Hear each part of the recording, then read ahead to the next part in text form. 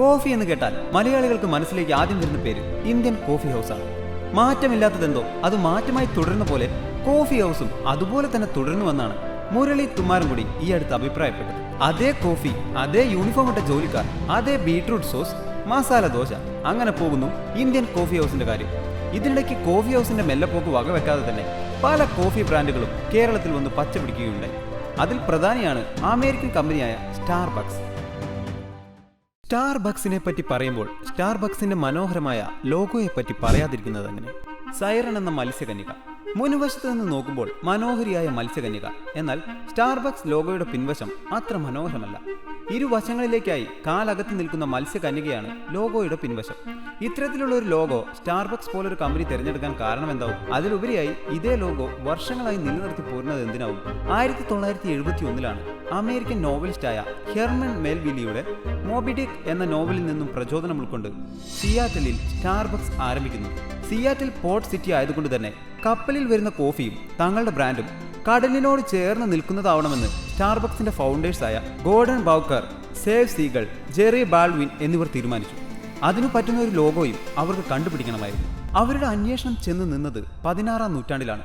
അങ്ങനെ സൈറൺ എന്നു പേരുള്ള ഇരട്ട വാലുള്ള നഗ്നയായ മത്സ്യകന്യക സ്റ്റാർബക്സിന്റെ ഭാഗ്യചിഹ്നമായി. എന്നാൽ അവർ കേട്ട കഥകളിലെ സൈറൺ അത്ര നല്ലവളായിരുന്നില്ല. ഗ്രീക്ക് മിത്തോളജിയിൽ സൈറൺ പക്ഷിയായും ഡ്രാഗണായും കാണപ്പെട്ടു. രൂപം പലതാണെങ്കിലും സൈറണിന്റെ സ്വഭാവം ഒന്നു തന്നെയായിരുന്നു.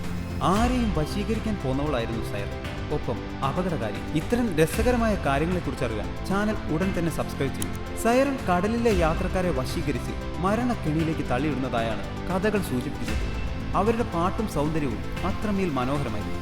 എന്നാൽ കടലിൽ കിടക്കുന്ന സൈറണും കോഫിയും തമ്മിൽ എന്ത് ബന്ധമുണ്ട്? സൈറൺ തന്റെ സൗന്ദര്യം കൊണ്ട് ആളുകളെ വശീകരിക്കുന്നത് പോലെ സ്റ്റാർബക്സിനെയും രുചിച്ചും മണത്തും കണ്ടും ആളുകൾ ആഗ്രഹിക്കണം എന്ന വ്യക്തമായ ഉദ്ദേശം ആ ലോഗോ സെലക്ഷന് പിന്നിലുണ്ടായിരുന്നു. എങ്ങനെയാണോ നാവികർ സൈറണിന് മുന്നിൽ കീഴടങ്ങിയിരുന്നത്, അതുപോലെ തന്നെ തങ്ങളുടെ ഉദ്യമത്തിൽ അവർ വിജയിക്കുകയും ചെയ്തു.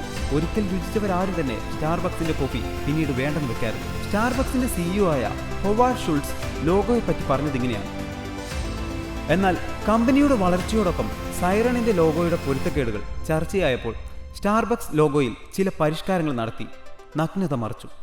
എന്നാലും സൈറണിനെ വിട്ടുപിടിക്കാൻ കമ്പനി തയ്യാറായില്ല. 2008 ആദ്യ ലോഗോയിലേക്ക് തന്നെ മടങ്ങി വരാൻ ഒരു ശ്രമം നടത്തിയെങ്കിലും വ്യാപകമായ പ്രതിഷേധം കാരണം ഇത് പെട്ടെന്ന് തന്നെ പിൻവലിച്ചു. 2008 ഈ മാറ്റം കമ്പനി വെബ്സൈറ്റിൽ പോലും പരാമർശിച്ചിട്ടില്ല എന്നത് വേറൊരു രസകരമായ കാര്യമാണ്. സൈറണിന്റെ വശീകരണ വിദ്യ തന്നെയാണോ സ്റ്റാർബക്സിലേക്കും എല്ലാവരെയും ആകർഷിക്കുന്നത്? ഇനി സൈറൺ തന്നെയാണോ സ്റ്റാർബക്സിന്റെ വിജയത്തിന് പിന്നിൽ? സ്റ്റാർബക്സിനെ കുറിച്ചും സൈറണിനെ കുറിച്ചും നിങ്ങൾക്കറിയാവുന്ന കാര്യങ്ങൾ കമന്റ് ബോക്സിൽ കുറിക്കുമല്ലോ.